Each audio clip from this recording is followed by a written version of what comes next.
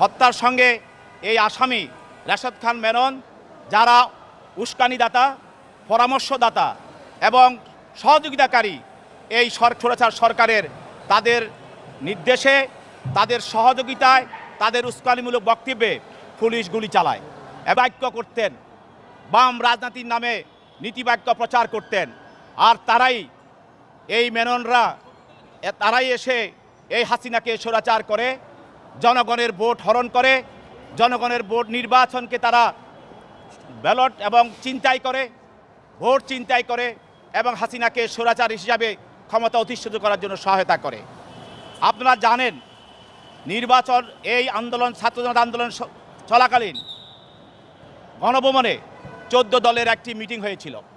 সেই মিটিংয়ে অন্যতম ভূমিকা পালন করেন এই রাশেদ খান মেনন এবং তার সঙ্গে ছিল আরেকজন সহায়তাকারী হাসানুল হক ইনু।